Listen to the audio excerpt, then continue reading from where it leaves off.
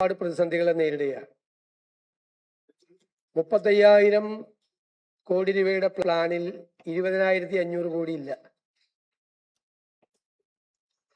അങ്ങനെയുള്ള ഒരു ഗവൺമെന്റും നേരിടാത്ത വെല്ലുവിളികളെ, ധനപരമായ പ്രതിസന്ധികളെ, സാമ്പത്തിക പ്രയാസങ്ങളെ ഈ ഗവൺമെന്റ് അഭിമുഖീകരിക്കുക. അവിടെ നിന്നുകൊണ്ടാണ് 1 രൂപയുടെ ടാക്സ് കൂട്ടാതെ വരുമാനമില്ലാതെ ഒരു സംസ്ഥാനമാണ്. പ്രായമുള്ളവരുടെ നമ്പർ കൂടി വരികയും ചെയ്യുന്ന അസാധാരണമായ ഒരു ജനസംഖ്യാ മാറ്റം, ഡെമോഗ്രാഫിക് ചേഞ്ച് കേരളത്തിൽ ഉണ്ടായിട്ടുണ്ട്. അതിനെക്കുറിച്ച് കൂടി ഇനിയും വിശദമായ പഠനം ആവശ്യമുണ്ട്. പ്രാഥമികമായ പഠനം നടത്തിയിട്ടാണ് അവരെ സംരക്ഷിക്കാനും യുവത്വത്തെ കേരളത്തിൽ നിർത്താനും അവർക്ക് ആവശ്യമായ ഉന്നത വിദ്യാഭ്യാസം, പ്രൊഫഷണലായ അന്താരാഷ്ട്ര നിലവാരമുള്ള വിദ്യാഭ്യാസം കേരളത്തിൽ കൊടുത്ത് അവർക്കിവിടെ തൊഴിലവസരങ്ങൾ ഉണ്ടാക്കി കേരളത്തെ മുന്നോട്ട് നയിക്കാൻ പോകുന്നത്. ആ തൊഴിലവസരങ്ങൾ ഉണ്ടാവുകയും നിക്ഷേപങ്ങൾ ഉണ്ടാവുകയും ചെയ്യുമ്പോൾ കേരളത്തിന് അത്ഭുതകരമായ മാറ്റം ഈ സംസ്ഥാനത്തിന് ഉണ്ടാകുമെന്ന് തന്നെയാണ് ഞങ്ങളുടെ പ്രതീക്ഷ. ഞങ്ങൾ മുന്നോട്ട് വെച്ച മിഷൻ സമുദ്ര, ഞാൻ നേരത്തെ സൂചിപ്പിച്ചിട്ടുണ്ട്, പുതിയുഗ യാത്രയിൽ അത് മൊത്തമായി കേരളത്തെ ഒരു തുറമുഖ നഗരമാക്കി മാറ്റാനുള്ള സ്വപ്ന പദ്ധതിയാണ്. അത് നടപ്പാക്കാൻ കഴിയുമെന്നുള്ള തികഞ്ഞ ആത്മവിശ്വാസമുണ്ട്. ദക്ഷിണേഷ്യയിലെ ഏറ്റവും മികച്ച ഏവിയേഷൻ ഹബ്ബാക്കി ചെറിയ സ്ഥലത്ത് 4 അന്താരാഷ്ട്ര വിമാനത്താവളങ്ങളുള്ള കേരളത്തെ മാറ്റാൻ പറ്റും. അതിനായിട്ടുള്ള പദ്ധതികൾ അവതരിപ്പിച്ചിട്ടുണ്ട്. ചെറുകിട, ഇടത്തരം, സൂക്ഷ്മ വ്യവസായ ഗവേഷണത്തിന് ഏറ്റവും കൂടുതൽ പ്രാധാന്യം കൊടുക്കുന്ന ഒരു സംസ്ഥാനമാക്കി കേരളം മാറണം.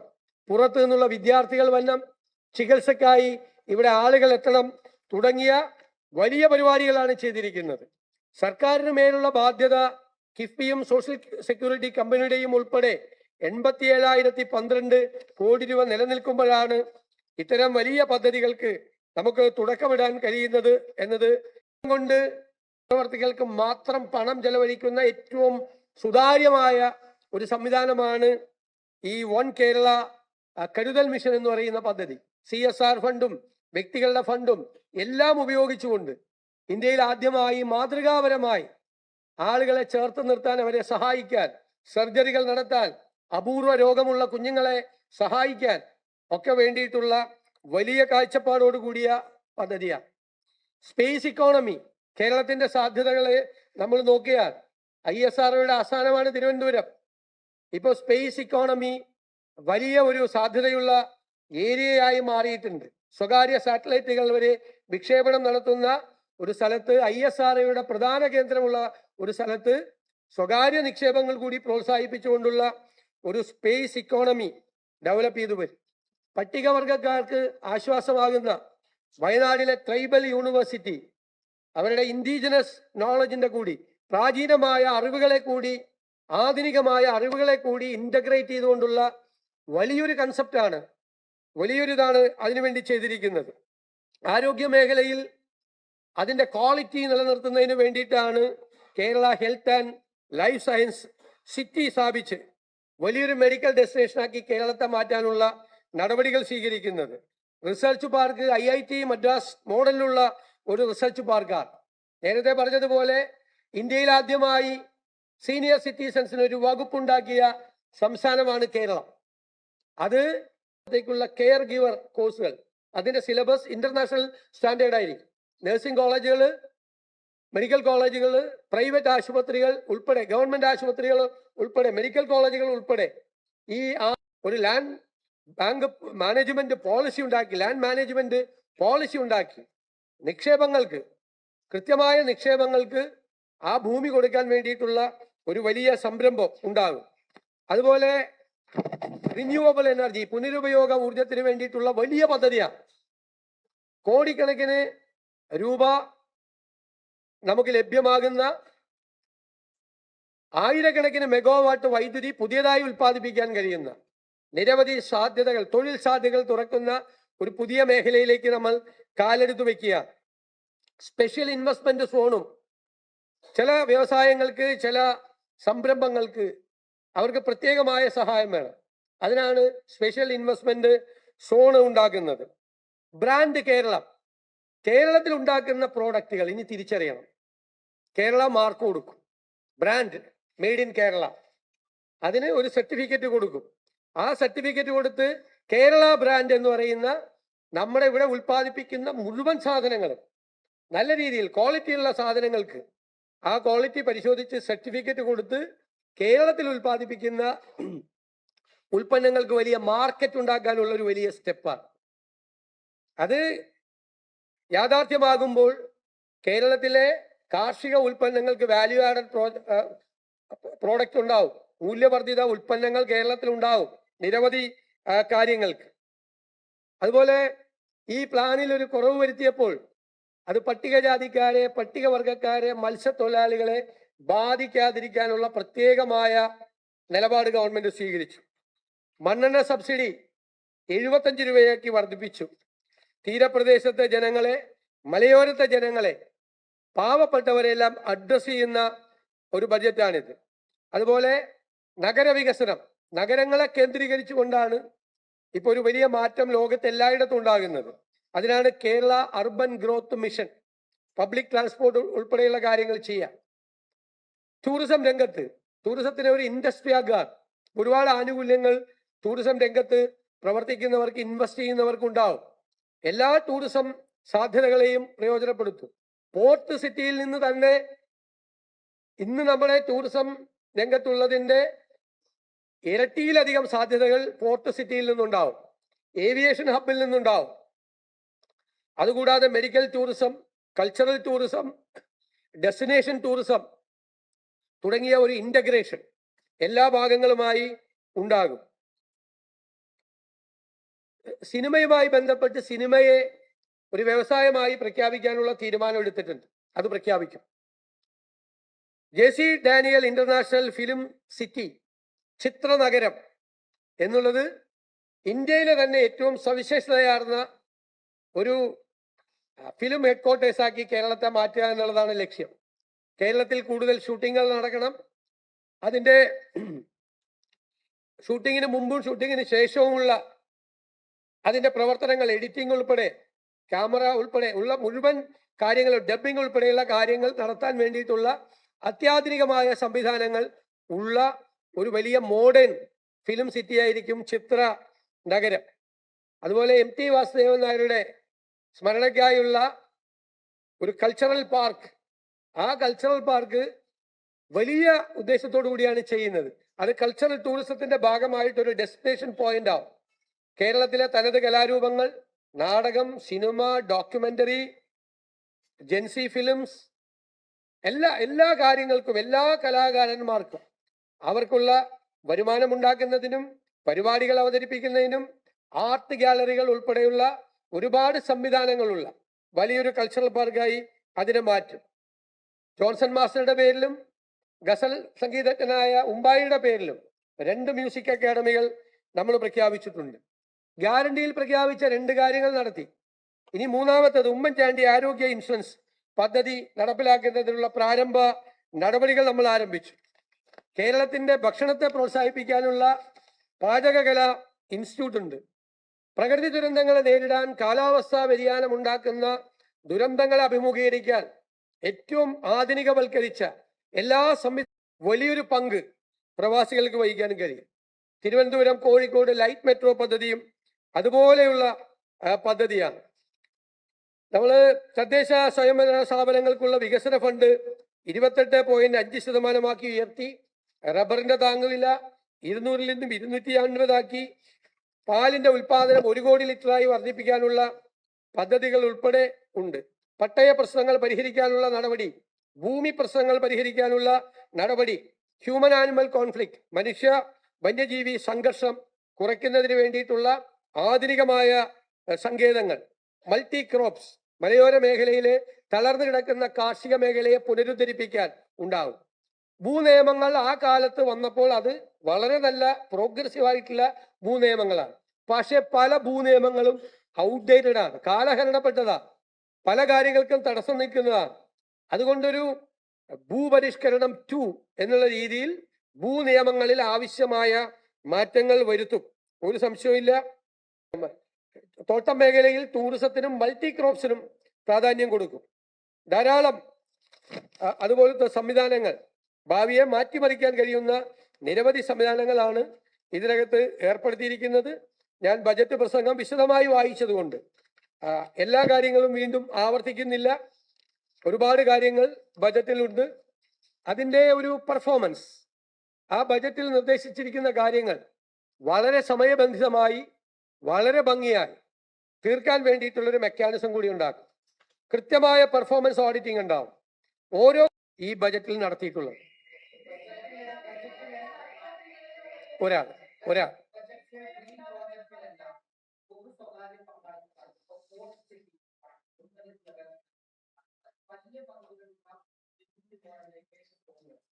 തീർച്ചയായിട്ടും ഇപ്പൊ പ്രതിപക്ഷ നേതാവ് ആക്ഷേപിച്ചെന്ന് പറഞ്ഞു സ്വകാര്യ നിക്ഷേപങ്ങളെ മുഴുവൻ കൊണ്ടുവരാൻ വേണ്ടിയിട്ടാണ് ഈ ബജറ്റ് എന്ന് പറഞ്ഞു. ശരിയാണ്. അല്ല, കേൾക്ക്, അദ്ദേഹത്തിന്റെ ആക്ഷേപത്തെ ഞാൻ പൂർണ്ണമായി സ്വീകരിക്കുന്നു. സ്വകാര്യ നിക്ഷേപം ഇവിടെ ഉണ്ടാവണം. ഈ 87,000 കോടി രൂപയുടെ കടവും ഇപ്പൊ കൊടുക്കേണ്ട ബാധ്യതയും 5 ലക്ഷം കോടി രൂപയുടെ കടവുള്ള ഒരു സംസ്ഥാനത്തിന് ഏത് കാര്യമാണ് ഒരു സെക്ടറിൽ, പബ്ലിക് സെക്ടറിൽ തുടങ്ങാൻ പറ്റുന്നത്? ഇവിടെ ഇൻവെസ്റ്റ്മെന്റ് വേണ്ടേ? ഇവിടെ മത്സരിക്കുകയാണ് സംസ്ഥാനങ്ങൾ, ഇന്ത്യയിലെ സംസ്ഥാനങ്ങൾ. ഓരോ ഇൻവെസ്റ്ററെയും കൊണ്ടുപോകുന്നതിന് വേണ്ടി തമിഴ്നാടും കർണാടകയും മഹാരാഷ്ട്രയും തെലങ്കാനയും ആന്ധ്രയും ഹരിയാനയും എല്ലാവരും മത്സരിക്കുകയാണ്. ഇവിടെ വരാൻ പാടില്ല ആരും. അതല്ല ഞങ്ങളുടെ നയം. ഞങ്ങൾ സ്വകാര്യ നിക്ഷേപത്തെ പ്രോത്സാഹിപ്പിക്കും, ഇൻവെസ്റ്റ്മെന്റിനെ പ്രോത്സാഹിപ്പിക്കും. അതുവഴിയേ സമ്പദ്ഘടനയെ മെച്ചപ്പെടുത്താൻ പറ്റുള്ളൂ. പ്രൈവറ്റൈസേഷൻ എവിടെയാണ് ഉണ്ടാക്കിയത്? അല്ലെ, ഏത് മേഖലയാണ് സ്വകാര്യവൽക്കരിച്ചത്? KSRTC സ്വകാര്യവൽക്കരിച്ചോ? വാട്ടർ അവിടെ ഒരു സംശയം വേണ്ട, അത് തുടങ്ങുക. അത് തന്നെയാണ് പോളിസി. പിന്നെ ഔട്ട് ഓഫ് പോർട്ട് അത് ഡെവലപ്പ് ചെയ്യും. അവിടെ ഫിഷറീസ് എക്സ്പോർട്ട് ഉണ്ടാവും. അവിടെ ഒരുപാട് തൊഴിലവസരങ്ങൾ കിട്ടുന്ന ലോജിസ്റ്റിക്സ് പാർക്കുകൾ ഉണ്ടാവും. ഗവൺമെന്റിന്റെ ഏജൻസികൾക്ക് ചെയ്യാൻ പറ്റാവുന്ന എല്ലാ സപ്പോർട്ടും. ഒരു പുതിയ ഒരാൾക്ക് ജോലി കൊടുക്കാൻ പറ്റുന്നില്ല. ഉള്ള ജോലിയിൽ നിന്ന് ആള് റിട്ടയർ ചെയ്യുമ്പോൾ കോൺട്രാക്ട് ലേബറെ വെച്ചുകൊണ്ടാണ് കേരളത്തിലെ പബ്ലിക് സെക്ടർ നടന്നുകൊണ്ട് പോകുന്നത്. നിങ്ങളൊന്ന് അന്വേഷിക്കുക. പബ്ലിക് സെക്ടർ നടത്തിക്കൊണ്ടു പോകുന്നത് പുതിയ അപ്പോയിന്റ്മെന്റ് നടത്തിയിട്ട് എത്ര നാളായി? ഈ ട്രാക്കോ കേബിൾ പൂട്ടിപ്പോയില്ലേ? ടെൽക്ക് പൂട്ടലിന്റെ വക്കിലാണ്. അഗ്രോ മെഷീനറി കോർപ്പറേഷൻ പൂട്ടലിന്റെ വക്കിലാണ്. ട്രാവൻകൂർ സിമന്റ്സ് പൂട്ടലിന്റെ വക്കിലാണ്. ആരുടെ പണം എടുത്തുകൊണ്ട് അതൊക്കെ നടന്നു പോകുന്നത്? നമ്മുടെ നികുതി പണം, നമ്മുടെ എക്സ്ചക്കറിൽ നിന്നുള്ള പണം, നിങ്ങളും ഞാനും കൊടുക്കുന്ന നികുതി പണം എടുത്തുകൊണ്ട് ഈ ഒരാൾക്ക് പോലും ജോലി കൊടുക്കാൻ പോലും പറ്റാതെ, റിട്ടയർമെന്റ് വേക്കൻസിയിൽ പോലും ഒരാളെ നിയമിക്കാൻ പറ്റാതെ സ്ഥാപനമാണ് ഞങ്ങൾ സ്വകാര്യവൽക്കരിച്ചത്. അങ്ങനെയൊന്നുമില്ല. ഇതെല്ലാം എല്ലാ സംസ്ഥാനങ്ങളിലും, കേരളത്തിലെ, ഇന്ത്യയിലെ എല്ലാ സംസ്ഥാനങ്ങളിലെ ഇൻവെസ്റ്റ്മെന്റ് പോളിസിയാണിത്. 25 കൊല്ലം പുറകെ നടക്കുവാണ് കേരളം. ഞങ്ങൾ അതിനല്ല വന്നിരിക്കുന്നത്. ഞങ്ങൾ അധികാരത്തിൽ വന്നിരിക്കുന്നത് കേരളത്തെ 25 കൊല്ലത്തേക്ക് തിരിച്ചു കൊണ്ടുപോകാൻ വേണ്ടിയിട്ടല്ല, 25 കൊല്ലത്തേക്ക് മുമ്പിലേക്ക് കൊണ്ടുപോകുന്നതിന് വേണ്ടിയിട്ടാണ്. കേരളത്തിൽ എംപ്ലോയ്മെന്റ് ജനറേഷൻ ഉണ്ടാക്കി സമ്പദ്ഘടനയെ ഉത്തേജിപ്പിച്ച് പണം ഉണ്ടാക്കി പാവപ്പെട്ടവരെ സഹായിക്കാൻ വേണ്ടിയിട്ടാണ്. ഈ പണം കൊണ്ട് വെൽഫെയർ പ്രോജക്റ്റുകൾ നടപ്പാക്കും. 5 പൈസ കയ്യിലില്ല. എന്നിട്ട് വീണ്ടും പഴയതുപോലെ ആവണം. അല്ലെന്നേ, അതിനല്ല ഞങ്ങൾ വന്നിരിക്കുന്നത്. മുഴുവൻ വരുത്തി വെച്ച പിണറായി വിജയൻ വന്ന് ഈ ചോദ്യം എന്നോട് ചോദിക്കണ്ട, ഈ ജീവനക്കാർ മുഴുവൻ അദ്ദേഹത്തോട് തിരിച്ചു ചോദിച്ചോളൂ. ആരാ ഈ കുടിശ്ശിക ഉണ്ടാക്കിയത്? ഞങ്ങളാണോ? പറയണതിനൊരു ഔചിത്യം വേണ്ടേ? അദ്ദേഹം ഉണ്ടാക്കി വെച്ച അദ്ദേഹത്തിന്റെ സർക്കാരാണ് ഈ മെഡിസെപ്പ് തകർത്തത്. ജീവനക്കാരുടെ പരാതി 10 കൊല്ലം മുമ്പുണ്ടായിരുന്ന ഉമ്മൻചാണ്ടി സർക്കാരിനെ കുറിച്ചാണോ? DA കുടിശ്ശിക വരുത്തിയത് ഉമ്മൻചാണ്ടി സർക്കാരാണോ? DR കുടിശ്ശിക വരുത്തിയത് ഉമ്മൻചാണ്ടി സർക്കാരാണോ? അല്ല. ലീവ് സറണ്ടർ അടിച്ചു മാറ്റിയത് ആരാണ്? എത്ര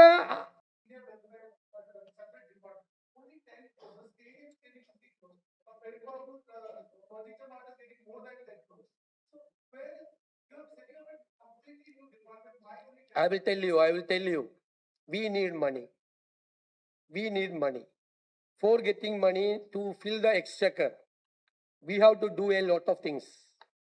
If we are continuing the same thing, what happened in the last government's time, nothing will happen. Kerala will be finished. So we are going to bring new economic models. There should be best financial management. There should be measures to prevent the leakage from the treasury. There should be a restructure in the entire tax administration. we will do it. We will fill the exchequer, no doubt. By stimulating the economy, we will fill the exchequer, and we will, there will be a equitable distribution of wealth, definitely. Then you asked only senior citizens department. For the initial expense, we have given allocated 10 crores rupees for the initial expense. We are going to declare the detailed project of the senior citizens, not only from the government's exchequer, but there is a scope, gold hub. We are the number one consumers of 20% വരെ alcoholic content ഉള്ള ബിയറും വൈനും അല്ലാത്ത വീര്യം കുറഞ്ഞ മദ്യത്തെ പ്രോത്സാഹിപ്പിക്കണം. പക്ഷെ അവരിത് പറഞ്ഞ മാത്രമേ ഉള്ളൂ, അതിന് ടാക്സ് ഫിക്സ് ചെയ്തില്ല. അതിന് ടാക്സ് ഫിക്സ് ചെയ്യണം, പർട്ടിക്കുലർ ടാക്സ് ആണ്. വീര്യം കൂടിയ മദ്യത്തിന്റെയും ബിയറിന്റെയും വൈനിന്റെയും ടാക്സ് അല്ലാതെ ഞങ്ങളൊരു ടാക്സ് ഫിക്സ് ചെയ്തു. അതിൽ 0.5 വരെയുള്ളതിന് ഞങ്ങൾ 120, അതുപോലെ 0.20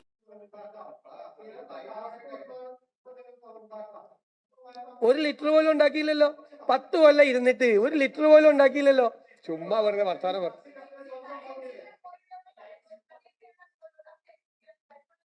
സദേൺ കേരള കോറിഡോർ എന്ന് പറഞ്ഞാൽ തിരുവനന്തപുരത്ത് പോർട്ട് റിലേറ്റഡ് ആയി, സ്പേസ് ഇക്കോണമി റിലേറ്റഡ് ആയി ആയിട്ടുള്ള സംവിധാനങ്ങളല്ല. കൊല്ലത്ത് ചെല്ലുമ്പോൾ അത് മിനറൽ കോറിഡോറും പോർട്ടും, ആലപ്പുഴയിൽ ചെല്ലുമ്പോൾ പോർട്ടും ബ്ലൂ ഇക്കോണമി. ഇങ്ങനെ ഇതൊരു ഇക്കണോമിക് കോറിഡോറാണ്. കൂടുതൽ തൊഴിൽ സാധ്യതകളും കൂടുതൽ ഇൻവെസ്റ്റ്മെന്റും വരുന്നതിന് വേണ്ടിയിട്ടുള്ള അവസരമാണ് സദേൺ ഇക്കണോമിക് കോറിഡോർ, ഈ 3 ജില്ലകളെ കേന്ദ്രീകരിച്ച്. അതോടൊപ്പം ടൂറിസം ഉണ്ടാവും. പറഞ്ഞല്ലോ, കരിമണൽ കാര്യം മിനറൽ അല്ലേ, മിനറൽ എല്ലാം ഉണ്ടാവും.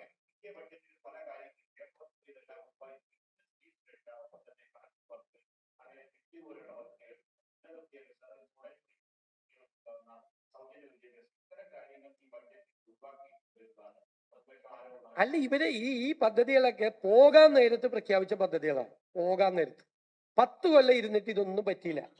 10 കൊല്ലം അധികാരത്തിൽ ഇരുന്നപ്പോൾ പ്രഖ്യാപിക്കാതെ ഇലക്ഷന്റെ ഇയു ഓഫ് ദി ഇലക്ഷന്റെ സായാഹ്നത്തിൽ പ്രഖ്യാപിച്ചാണ് ഈ പദ്ധതികൾ. സ്ത്രീ സുരക്ഷാ പദ്ധതി എപ്പോഴാണ് ഇംപ്ലിമെന്റ് ചെയ്തത്? ഫെബ്രുവരിയിൽ ലോക്കൽ ബോഡി ഇലക്ഷൻ തോറ്റുകയുണ്ട്. ഈ ഇലക്ഷന് തൊട്ട് മുമ്പ് ഞങ്ങളത് പരിശോധിക്കുമെന്ന് ഞാൻ കഴിഞ്ഞ പത്രസമ്മേളനത്തിൽ പറഞ്ഞല്ലോ. ക്യാബിനറ്റ് കഴിഞ്ഞുള്ള പത്രസമ്മേളനത്തിൽ ഞങ്ങളത് പരിശോധിക്കും. ആ ലിസ്റ്റ് ഉണ്ടാക്കിയത് എങ്ങനെയെന്ന് പോലും പരിശോധിക്കേണ്ടതാണ്. ഇലക്ഷൻ കാലത്ത് വിതരണം ചെയ്യാൻ വേണ്ടിയിട്ട് ഉണ്ടാക്കിയ ലിസ്റ്റാണ്. തെരഞ്ഞെടുപ്പിന് തൊട്ട് മുമ്പ് എന്തൊക്കെ പ്രഖ്യാപനം നടത്തിയത്? ഇപ്പൊ ജീവനക്കാരോട് ഭയങ്കര സ്നേഹമാണല്ലോ. കഴിഞ്ഞ ഗവൺമെന്റുകളെല്ലാം ചെയ്തത് എന്താ? അവരുടെ കാലത്ത് പേ കമ്മീഷൻ നിയമിച്ച് പേ കമ്മീഷന്റെ ജോലി പൂർത്തിയാക്കി, പേ കമ്മീഷന്റെ അവാർഡ് കൊടുത്തു, പേ കമ്മീഷൻ നടപ്പിലാക്കി, ഇല്ലേ? ഇതിനു മുമ്പുള്ള ഗവൺമെന്റുകളെല്ലാം. ഈ ഗവൺമെന്റ് എന്താ ചെയ്തത്? പേ കമ്മീഷൻ പ്രഖ്യാപിച്ചത് എന്നാ? ഇലക്ഷന്റെ തൊട്ട് മുമ്പ്. അങ്ങനെ 6 മാസത്തേക്ക് സമയം കൊടുത്തു. അപ്പൊ അടുത്ത സർക്കാരിന്റെ തലയിലിരിക്കട്ടെ എന്ന്. ഒരു ബാധ്യത ഏറ്റെടുത്തില്ല. DA കുടിശ്ശിക വരുത്തി, DR കുടിശ്ശിക വരുത്തി, ലീവ് സറണ്ടർ അടിച്ചു മാറ്റി, മെഡിസപ്പ് പൊളിച്ചു. എന്നിട്ട് ഇവിടെ വന്നിരുന്നിട്ട് ഭയങ്കരം, ഞാൻ തന്നെ ഞെട്ടിപ്പോയി കണ്ടിട്ട്. അതിന്റെ എല്ലാത്തിന്റെയും ഓരോ ഫയലും ഞാൻ തരാം. ഞങ്ങൾ നോക്കിയിട്ടാണ് ചെയ്തിരിക്കുന്നത്. പോണ പോക്കി ചെയ്തത്, പോകുന്ന പോക്കില്ലേ.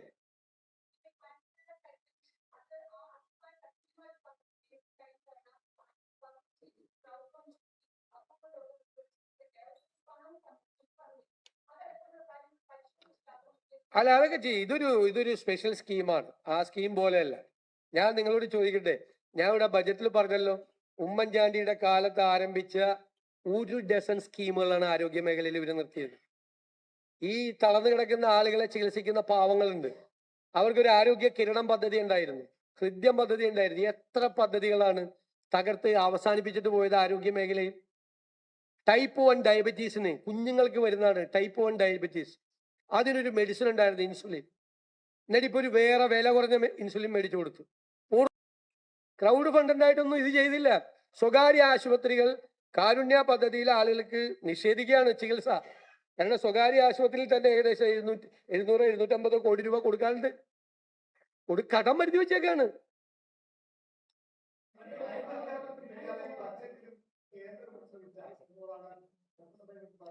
ബജറ്റ് എന്ന് പറഞ്ഞാൽ ബജറ്റിന്റെ പ്രസംഗം മാത്രമല്ല, ബജറ്റിന്റെ ഡോക്യുമെന്റ്, ബജറ്റ് ഇൻ ബ്രീഫ് ഉൾപ്പെടെയുള്ള ഒരുപാട് ഡോക്യുമെന്റ് ഉണ്ട്. പറയേണ്ട സ്ഥലത്ത് പറഞ്ഞിട്ടുണ്ട്. ഇപ്പോ നരേഗ മാറ്റി VB റാംജി ആക്കിയതിന് ബജറ്റ് പ്രസംഗത്തിൽ തന്നെ രൂക്ഷമായി വിമർശിച്ചിട്ടുണ്ട്. ഇത് കേന്ദ്രവിരുദ്ധ പ്രഖ്യാപനം നടത്താനല്ല ബജറ്റ്, ഇത് കേരളത്തിന്റെ ഫ്യൂച്ചർ തീരുമാനിക്കാൻ വേണ്ടിയിട്ടുള്ള ബജറ്റാണ്. വരാനിരിക്കുന്ന ഈ സ്വർണത്തിന്റെ അകത്ത് നടക്കുന്ന തട്ടിപ്പുകൾ പുറത്തു കൊണ്ടുവരിക. അതിപ്പോ നടത്തുന്ന വ്യാപാരികളല്ല, അതിന് സമാന്തരമായി ഇപ്പോഴത്തെ വ്യാപാരികളുടെ വരെ ബിസിനസ് കുറയുകയാണ്. കാരണം ടാക്സ് ഇല്ലാതെ ഇപ്പൊ ശബരിമലയിൽ വന്നതിന്റെ ഇരട്ടി ആളുകളെ ശബരിമലയ്ക്ക് അക്കോമഡേറ്റ് ചെയ്യാൻ പറ്റും. കൊട്ടിയൂർ അല്ല, നികുതി വർധനവ് ഉണ്ടാക്കുന്നതിന് വേണ്ടിയിട്ടാണ് ഇൻവെസ്റ്റ്മെന്റ് കൊണ്ടുവരുന്നത്, ടൂറിസം ഡെവലപ്പ് ചെയ്യുന്നത്, പോർട്ട് സിറ്റി ഡെവലപ്പ് ചെയ്യുന്നത്, ഏവിയേഷൻ ഹബ്ബ് ഉണ്ടാക്കുന്നത്, MSME ഉണ്ടാക്കുന്നത്. മനസ്സിലായില്ലേ? സിനിമയെ പ്രോത്സാഹിപ്പിക്കുന്നത് എല്ലാം വരുമാനം ഉണ്ടാക്കുന്നതിന് വേണ്ടിയിട്ടാ. ഞങ്ങൾ ഈ വാചകം നേരത്തെ പറഞ്ഞിട്ടുണ്ട്. ഇക്കോണമിയെ, സമ്പദ് വ്യവസ്ഥയെ ഉത്തേജിപ്പിച്ചല്ലാതെ വരുമാനം ഉണ്ടാവില്ല. നിങ്ങൾ ഒരു കാര്യം മനസ്സിലാക്കണം. ആദ്യം മാധ്യമ പ്രവർത്തകർ കൂടി, നമ്മൾ അതുകൊണ്ടല്ലേ വൈറ്റ് പേപ്പർ നിങ്ങൾക്ക് കൂടി വേണ്ടിയിട്ടാണ് ഇറക്കുന്നത്. ഈ സംസ്ഥാനത്തിന് ഒരു 100 രൂപ വരുമാനം ഉണ്ടായാൽ 77 രൂപ കമ്മിറ്റഡ് എക്സ്പെൻസ് ആണ്. എന്താണ്? സാലറി, പെൻഷൻ, പലിശയാണ്. കിഫ്ബിയുടെ ഒക്കെ ചോദിച്ചില്ല, കിഫ്ബിയുടെ ഒക്കെ പലിശ എത്രയാണ്? പലിശ അൾട്ടിമേറ്റ് ആയിട്ട് ഗവൺമെന്റ് കൊടുക്കണം. ഇത് കഴിഞ്ഞാൽ എത്ര രൂപയുണ്ട് ഒരു 100 രൂപയിൽ കിട്ടുന്ന വരുമാനത്തിൽ ചെലവാക്കാൻ? നേരത്തെ പറഞ്ഞില്ലേ, ഇൻവെസ്റ്റ്മെന്റ് സർക്കാർ ഇൻവെസ്റ്റ് ചെയ്യണമെന്ന്. 100 രൂപയുടെ 77 രൂപയും കമ്മിറ്റഡ് എക്സ്പെൻസ് ആയിട്ട് പോയിട്ട് ബാക്കി 23 രൂപ അതുകൊണ്ട് വേണം വേറെ വെൽഫെയർ പ്രോഗ്രാം അയക്കാനാ. അപ്പൊ അതിനുവേണ്ടി കാറ്റഗറി നിശ്ചയിക്കുമ്പോൾ അതിനൊരു DPR വേണം. ഇൻഷുറൻസ് കമ്പനികളുമായി സംസാരിക്കണം. അത് തയ്യാറാക്കിയിട്ട് അതിനു വേണ്ടിയിട്ടാണ് ആ ഇൻഷുറൻസ് സ്കീമിന് പ്രാരംഭ ചെലവുകൾക്കാണ് 10 കോടി രൂപ മുടക്കിയത്. ഒറ്റ വാചകം അതിൻ്റെ അകത്ത് എഴുതിയിട്ടുണ്ട്. അതിനാണ് പ്രതിപക്ഷ നേതാവ് ഇവിടെ വന്ന് ഇതൊക്കെ പറഞ്ഞത്. അത് ഇപ്പോഴത്തെ ഘടനയിൽ കൂടി മാറ്റം വരുത്തി, കുറച്ചുകൂടി മാറ്റം വരുത്തി പ്ലാനിംഗ് ബോർഡിനെ ഒരു തിങ്ക് ടാങ്ക് ആക്കുന്നതാണ്. അതിന് അദ്ദേഹത്തിന് വല്ല വിഷമമുണ്ടോ? ഒരു തിങ്ക് ടാങ്ക് എന്ന് പറഞ്ഞാൽ എന്താ? സംസ്ഥാന ഗവൺമെന്റിനെ കൂടി അഡ്വൈസ് ചെയ്യാൻ പറ്റുന്ന ഫിനാൻഷ്യൽ ഞാൻ പറഞ്ഞില്ലേ നേരത്തെ, better financial management to prevent leakage from the treasury, tax administration. എങ്ങനെയാണ് ഒരു ഐഡിയ എങ്ങനെയാണ് ഒരു പ്രോജക്റ്റ് ആയിട്ട് ട്രാൻസ്ലേറ്റ് ചെയ്യുന്നത്? മനസ്സിലായേ? ആ ജോലിയൊക്കെ ലെഫ്റ്റ് ജാർഗൻസ് പറഞ്ഞ്, ക്ലീശേ വന്ന വാചകങ്ങൾ പറഞ്ഞ് പ്രസംഗത്തിലും വർത്തമാനത്തിലും പത്രസമ്മേളനത്തിലും ഞങ്ങൾ അതിനില്ല. അതിൽ കുരുങ്ങിക്കിടക്കാൻ ഞങ്ങളില്ല. ഞങ്ങൾ മാറ്റത്തിന് വേണ്ടിയിട്ടാണ്, പുതിയുഗ കേരളത്തിന് വേണ്ടിയിട്ടാണ്, പുതിയ കാര്യങ്ങളാണ് പറഞ്ഞത്, പുതിയ കാര്യങ്ങൾ.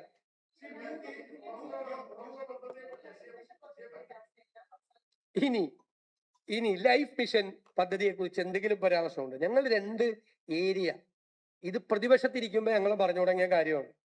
പട്ടികജാതി പട്ടികവർഗക്കാർ ഇവിടെ വന്ന് മുൻ മുഖ്യമന്ത്രി പറഞ്ഞല്ലോ, 2011 മുതൽ 2016 വരെ ഉമ്മൻചാണ്ടി സർക്കാരിന്റെ കാലത്ത് പട്ടികജാതി പട്ടികവർഗക്കാർക്ക് എത്ര വീട് പണിതു? 1. 10 കൊല്ലം കൊണ്ട് ലൈഫ് പദ്ധതിയുടെ ഭാഗമായി പട്ടികജാതി കൊണ്ടുവന്നു. ഞാൻ കരഞ്ഞ നിയമസഭയിൽ പല പ്രാവശ്യം പറഞ്ഞു, നിങ്ങൾ ഇപ്പൊ 40 രൂപയുടെ മണ്ണെണ്ണ ഞാൻ കൈകൂപ്പി പറഞ്ഞിട്ടുണ്ട് നിയമസഭയിൽ, ദയവ് ചെയ്ത്. കാരണം നമുക്കറിയാം സങ്കടം. മണ്ണെണ്ണ വട്ടി പലിശയ്ക്ക് കടം മേടിച്ചിട്ടാണ് മത്സ്യബന്ധനത്തിന് പോകുന്നത്. പഴയ മത്സ്യലഭ്യത പോലുമില്ല. തിരിച്ചു വരുമ്പോ വട്ടിപ്പലിശക്കാരെ കാത്ത് ഒന്നും കിട്ടിയിട്ടില്ല. സങ്കടമായിരുന്നു. അവർ 50 ആക്കിയിട്ടൊന്നും കൊടുത്തില്ല. നമ്മൾ 75 ആക്കി. മണ്ണെണ്ണയുടെ പകുതിയെങ്കിലും സബ്സിഡി ആക്കി, പകുതി കൂടുതൽ സബ്സിഡി ആക്കി. 75 രൂപ പകുതി കൂടുതൽ മണ്ണെണ്ണയുടെ ആക്കി. അതൊക്കെയാണ് ഹൃദയത്തിൽ തൊട്ടുള്ള പ്രവർത്തനങ്ങളാണ്. സങ്കടം കണ്ടിട്ടാണ്. ഭൂരഹിതരുടെ എണ്ണം പട്ടികജാതിക്കാരിലും പട്ടികവർഗക്കാരിലും മത്സ്യത്തൊഴിലാളികളുടെയും എണ്ണം വർദ്ധിച്ചിട്ടാണ്. ഇതൊക്കെ നിയമസഭയിൽ സർക്കാരിന്റെ മുഖത്ത് നോക്കി വിരൽ ചൂണ്ടി സംസാരിച്ചിട്ടുള്ള കാര്യമാണ്. അതാണിപ്പോ നടപ്പാക്കിയത് അവസരം വന്നപ്പോ. എനിക്ക് അഭിമാനമുണ്ട് അതല്ല. എന്നിട്ട് ലൈഫ് പദ്ധതിയെ പറ്റി ഞങ്ങൾ വല്ല പറഞ്ഞിട്ടുണ്ടോ ഇതിൻ്റെ അകത്ത്? ഇനി കിഫ്ബി നിർത്തുമെന്ന് പറഞ്ഞിട്ടുണ്ടോ? കിഫ്ബിയുടെ ഈ മോഡലൊന്നും പറ്റില്ല. കിഫ്ബി ഉണ്ടാക്കി വെച്ചിരിക്കുന്ന ബാധ്യത എത്ര ശതമാനം പലിശയ്ക്കാണ് മേടിക്കുന്നത്? ഓപ്പൺ മാർക്കറ്റിൽ നിന്ന് 9.72 9% മീതെ മുഴുവൻ പലിശയ്ക്ക് പൈസ എടുത്തിട്ട് ആ പലിശയുടെ ബാധ്യത മുഴുവൻ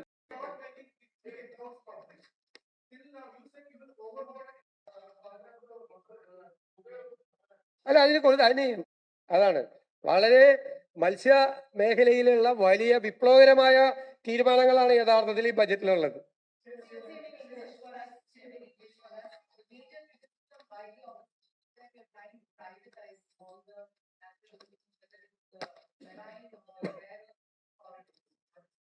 there is no mention in the budget that we are going to privatize any public sector. But the government's fiscal situation is very vulnerable. Our build any industry as our own.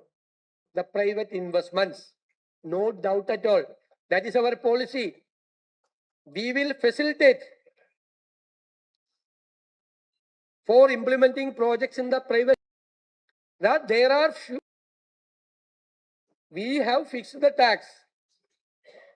That to invite the low alcoholic content liquor to Kerala.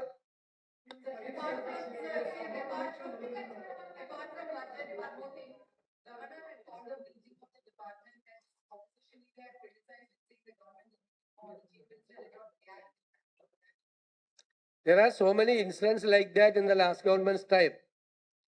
The government of Kerala expressed our displeasure done by the government. So the chief secretary, when there was a controversy, the governor secretary sent a letter to the state government explaining the details.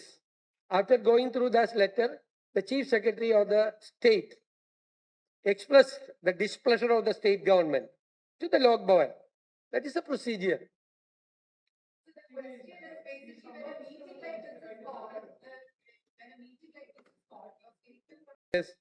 And some officers in their capacity without knowing the government. That is why we express our displeasure.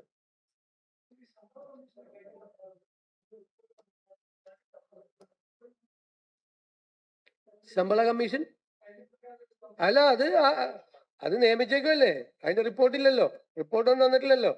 അവര് ചെയ്യണ്ടായിരുന്നു. ഉമ്മൻചാണ്ടിയുടെ കാലത്ത് അതേ സമയത്ത് ചെയ്തില്ലേ ഇവര്. അല്ല, ഞാൻ പറയുന്നത് ഒരു പേ കമ്മീഷൻ കേരളത്തിന്റെ ഹിസ്റ്ററി നോക്ക് നിങ്ങൾ. അതാത് ഗവൺമെന്റിന്റെ കാലഘട്ടത്തിൽ അവര് നിയമിച്ച് അവരുടെ കാലത്ത് അതിന്റെ റിപ്പോർട്ട് കൊടുത്ത് അതാത് ഗവൺമെന്റ് അത് ഇംപ്ലിമെന്റ് ചെയ്യും. ഇവരതിൽ നിന്ന് ഊരിയതാണ്.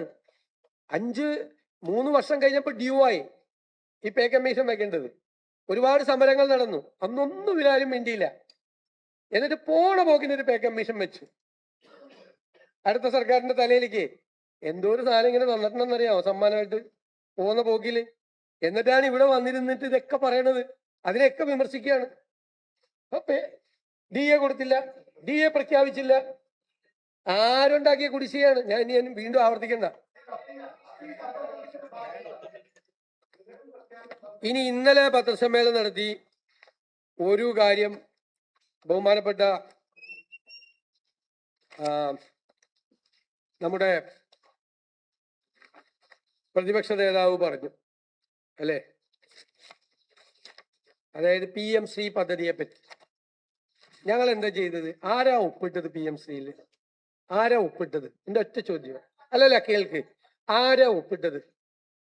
പിണറായി വിജയൻ സർക്കാർ കൂടിയാലോചനകൾക്ക് ശേഷം ഒപ്പിട്ടിട്ട് അതിനെ ന്യായീകരിച്ചു, ഇല്ലേ? ന്യായീകരിച്ചല്ലോ. എന്നിട്ട് പറഞ്ഞു പിൻവലിക്കാനുള്ള കത്തല്ല അയച്ചത്. ഞാൻ പത്രസമ്മേളനത്തിൽ ക്ലിയർ ആയിട്ടാണ് പറഞ്ഞത്. മിനിങ്ങാൻ മരവിപ്പിക്കാനുള്ള കത്ത്. ഈ എഗ്രിമെന്റില് മരവിപ്പിക്കാൻ ഏത് പ്രൊവിഷനാണുള്ളത്? ഒരു എഗ്രിമെന്റ് അല്ലേ, സ്റ്റേറ്റ് ഗവൺമെന്റും സെൻട്രൽ ഗവൺമെന്റും കൂടി ചെയ്യുന്ന ഈ എഗ്രിമെന്റ് എന്റെ കയ്യിലുണ്ട്. മരവിപ്പിക്കാൻ ഏത് പ്രൊവിഷനാണുള്ളത്? ഇനി ഞങ്ങളോട് ചോദിക്കുന്നത് എന്താ? നിങ്ങൾക്ക് പിന്മാറാമായിരുന്നില്ലേ? ഇവർക്ക് പിന്മാറായിരുന്നില്ലേ? ഒപ്പിട്ട് കഴിഞ്ഞപ്പോ പിന്മാറായിരുന്നില്ലേ? ഞാൻ അതും കൂടി പറഞ്ഞുതരാം. സംസ്ഥാന ഗവൺമെന്റ് ഇതിന്റെ അകത്ത് പാർട്ടി ആയാൽ പിന്മാറാൻ ഒക്ടോബർ 27, 2025 ദേശാഭിമാനി പത്രത്തിൽ അന്നത്തെ വിദ്യാഭ്യാസ മന്ത്രി എഴുതിയൊരു ലേഖനമുണ്ട്. എല്ലാത്തിനുള്ള മറുപടിയാണ്. PMC പദ്ധതിയുടെ ധാരണാപത്രത്തിൽ സൂചിപ്പിച്ച കാര്യങ്ങളെ തെറ്റായി വ്യാഖ്യാനിക്കാൻ മത്സരിക്കുകയാണ് ചിലർ. അതിൽ പത്രമാധ്യമങ്ങളും രാഷ്ട്രീയ നേതൃത്വവും കൂടിയുണ്ട്, നിങ്ങൾ. പദ്ധതിയിൽ ഒപ്പുവെച്ചാൽ പാഠ്യപദ്ധതിയെല്ലാം മാറ്റി കേന്ദ്രം നിശ്ചയിച്ചു നൽകുന്നത് നടപ്പാക്കേണ്ടി വരും എന്നത് അവാസ്തവമാണ്. സംസ്ഥാനങ്ങൾക്ക് അവരുടെ കരിക്കുലം തുടരാമെന്ന കാര്യം ദേശീയ വിദ്യാഭ്യാസ നയം തന്നെ വ്യക്തമാക്കിയിട്ടുണ്ട്. Page 17 paragraph 3. അന്നത്തെ വിദ്യാഭ്യാസ മന്ത്രി ഞാനല്ല. മാത്രവുമല്ല, രാജ്യത്ത് സംഭവിക്കുന്ന മാറ്റങ്ങൾക്ക് അനുസൃതമായി പാഠ്യപദ്ധതി പരിഷ്കരിച്ച ഏക സംസ്ഥാനവും കേരളമാണ്. അക്കാഡമികപരമായി ഏത് പുസ്തകം സ്വീകരിച്ചാലും അതിലെ ഏത് പാഠം പഠിപ്പിക്കണം പഠിപ്പിക്കരുത് എന്ന് തീരുമാനിക്കാനുള്ള പരമാധികാരം സംസ്ഥാനങ്ങൾക്കുണ്ട് ശിവൻകുട്ടി. അതുകൊണ്ടാണ് NCERT രാഷ്ട്രീയ താല്പര്യം മുൻനിർത്തി പാഠഭാഗങ്ങൾ വെട്ടിമാറ്റിയപ്പോൾ കേരളം അഡീഷണൽ പാഠപുസ്തകങ്ങൾ പുറത്തിറക്കുകയും പഠിപ്പിക്കുകയും ചെയ്ത്. ഇതിലും തൃപ്തിയില്ലാത്തവർ, ഇത്രയും പറഞ്ഞിട്ട് തൃപ്തിയില്ലാത്തവർ PM ശ്രീ നടപ്പാക്കിയ സംസ്ഥാനങ്ങളിൽ നേരിട്ട് അന്വേഷിച്ച് ബോധ്യപ്പെടുന്നതാണ്. ഇതെനിക്ക് പിണറായി വിജയനോട് പറഞ്ഞാൽ പോരെ ഈ മറുപടി? ശിവൻകുട്ടിയോട് എനിക്ക് പറഞ്ഞാൽ പോരെ ഈ മറുപടി? ഇനി കേട്ടോളൂ. കേന്ദ്രാവിഷ്കൃത പദ്ധതികൾ നടപ്പാക്കുന്നത് സംസ്ഥാനങ്ങളുടെ നികുതി പണം കൂടി ഉപയോഗപ്പെടുത്തിയാണ്. കറക്റ്റാണ്. ഭരണഘടന മുന്നോട്ട് വയ്ക്കുന്ന ഫെഡറൽ തത്വങ്ങളിൽ വിശ്വസിക്കുന്ന കേരളം പദ്ധതികളെ നിരാകരിക്കുന്നത് ജനദ്രോഹപരമായ നിലപാടുകളായി മാറുകയും ചെയ്യും. എന്തൊരു strong സ്റ്റേറ്റ്മെന്റാ. Samagra Shiksha, PM Poshan stars, new India literacy programme എന്നിവയും ഉന്നത വിദ്യാഭ്യാസ മേഖലയിലെ PM ഉഷയും ഇതിനകം തന്നെ നാം നടപ്പാക്കി വരുന്നു.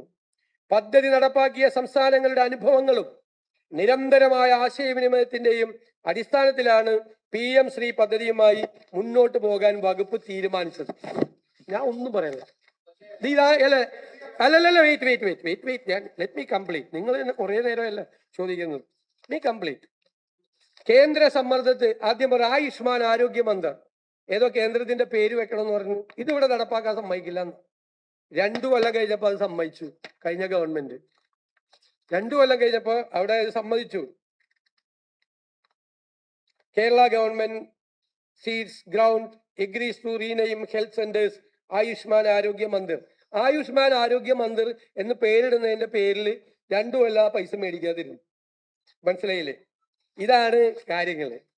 അപ്പൊ വെറുതെ ഞാൻ ചെയ്യട്ടെ, ഒരു വിരൽ ഇങ്ങോട്ട് ചൂണ്ടുമ്പോ 4 എണ്ണം സ്വന്തം നെഞ്ചിലേക്കാണെന്ന് വിചാരിച്ചാൽ മതി. പറയുമ്പോ എല്ലാത്തിനും കൃത്യമായ മറുപടി ഉണ്ട്.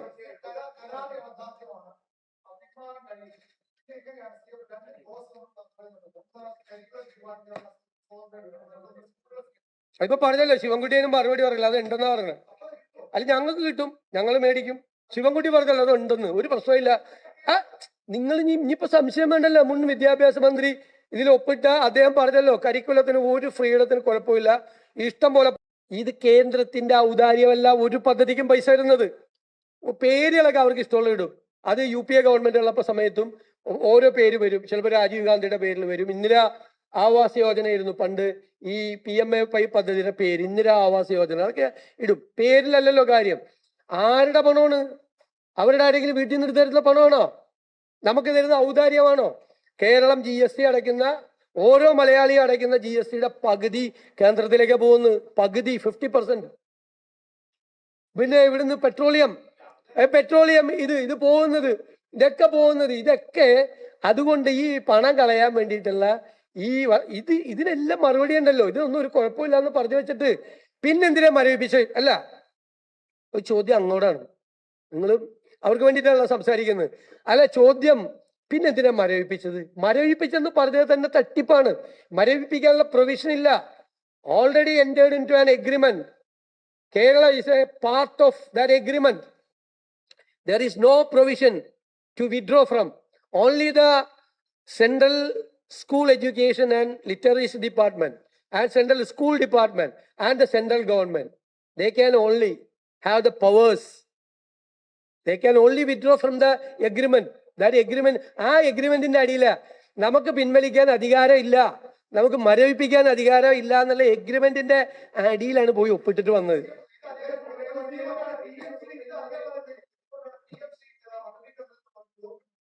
നമ്മളാരും പറഞ്ഞിട്ടില്ല. ഞാൻ പറഞ്ഞ ഇതാണ്. അന്ന് പ്രതിപക്ഷ നേതാവ് എന്ന നിലയിൽ എന്റെ അഭിപ്രായം ഇതാണ്. നിങ്ങളെടുത്ത് റെക്കോർഡ് നോക്കിക്കോ. ഞാൻ അന്നും വളരെ സൂക്ഷിച്ചാ പറഞ്ഞിരിക്കാം. നിങ്ങൾ നോക്കി. അതല്ലല്ലോ പറഞ്ഞത്.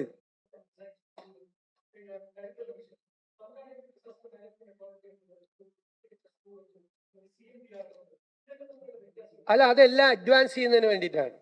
അത് മോഡേൺ ടെക്നോളജി ഉപയോഗിച്ച് അഡ്വാൻസ് ചെയ്യുന്നതിന് വേണ്ടിയിട്ടാണ്. ഇപ്പോഴുള്ള സിസ്റ്റത്തെ ഇംപ്രൂവ് ചെയ്യുന്നതിന് വേണ്ടിയിട്ടുള്ള ആർട്ടിഫിഷ്യൽ ഇന്റലിജൻസ് എല്ലാം ഉപയോഗിച്ചുകൊണ്ടുള്ള ഇതിന്റെ ഈ ഡിസാസ്റ്റർ മാനേജ്മെന്റ് ഡിപ്പാർട്ട്മെന്റിന്റെ ഭാഗമായിട്ട് തന്നെയുള്ള കൂടുതൽ എക്സ്പേർട്ടിനെ വെച്ചുകൊണ്ടുള്ള സംവിധാനമാണ്. പിന്നെ ഏതാ ചോദിച്ചത്? അല്ലല്ല, CMDRF വേറെ, അതും തമ്മിൽ ക്ലാഷ് ഉണ്ടാവില്ല. CMDRFിനകത്ത് പരിമിതികളുണ്ട്, കൊടുക്കുന്നതിനുള്ള പരിമിതികളുണ്ട്. ഇത് അത് സെലക്ട് ചെയ്യും ഏതെല്ലാം കേസസിലാണ് സഹായിക്കേണ്ടത് എന്നുള്ളത്. CMDRF-ലേക്ക് പൈസ വരുന്നതിന് ഒരു തടസ്സവും ഇതിൻ്റെ അകത്ത് ഉണ്ടാവില്ല. അങ്ങനെയാണ് ഞാൻ സമ്മതിക്കുന്നത്. പിന്നെ വേറെ എന്തൊരു ചോദിച്ചു, വേറൊരു ചോദ്യം. ആർക്കിടെക്ചർ ഡിസൈൻ അതൊരു പുതിയ ഒരു ഇൻസ്റ്റിറ്റ്യൂട്ട് തുടങ്ങുകയാണ്. PPP ആയിട്ടൊരു സബ്ജക്റ്റ് തുടങ്ങുകയാണ്. ഗവൺമെന്റും ആർക്കിടെക്ചേഴ്സിന്റെ അവരുടെ ഒരു PPP സംരംഭം തുടങ്ങുകയാണ്. അവിടെ BTech തുടങ്ങും, MTech കൊടുക്കും. എൻ്റെ പ്രധാനപ്പെട്ട ഒരു കാര്യം കൂടിയുണ്ട്. നമ്മുടെ ഡിസൈൻസ് ശ്രദ്ധിച്ച നമ്മുടെ ഡിസൈൻസ് വളരെ മോശമാണ്. സ്കൂളും ആശുപത്രിയും അംഗൻവാടി എല്ലാം കണ്ട ഒരേപോലെ ഇരിക്കും, ഇല്ലേ? സ്റ്റേറ്റിനൊരു ഡിസൈൻ ഉണ്ടാക്കണം. അപ്പൊ നമ്മുടെ എഞ്ചിനീയേഴ്സിനെ, നമ്മുടെ ആർക്കിടെക്ട്സിനെ ഈ ഇത്രയും വലിയൊരു സെന്റർ ഓഫ് എക്സലൻസിൽ പറഞ്ഞു വിട്ട് അവർക്ക് ഓറിയന്റേഷൻ അതുകൂടിയാണ് എഴുതിയിട്ടുണ്ട് അതിനകത്ത്. ഞാൻ വന്ന് പറഞ്ഞതല്ല, ഇതൊക്കെ കഴിഞ്ഞ 2 വർഷമായി കഠിനാധ്വാനം നടത്തി അക്കാഡമീഷ്യൻസിനെ വെച്ച് എഡ്യൂക്കേഷൻ കോൺക്ലേവ് നടത്തി എഡ്യൂക്കേഷൻ ഡോക്യുമെന്റ് തയ്യാറാക്കി അത് ഞങ്ങൾ വന്നാൽ നടപ്പാക്കും എന്ന് പ്രഖ്യാപിച്ചിട്ട് കൊണ്ടുവന്നാണ്. അത്ര ആത്മാർത്ഥതയാണ് ഈ കാര്യത്തിലൊക്കെ ഉള്ളത്. ആ പറഞ്ഞ പദ്ധതികളെല്ലാം പുതിയുഗ യാത്രയിലും തെരഞ്ഞെടുപ്പ് പ്രസംഗങ്ങളിലും പിന്നെ ഈ ഡോക്യുമെന്റ് വെച്ച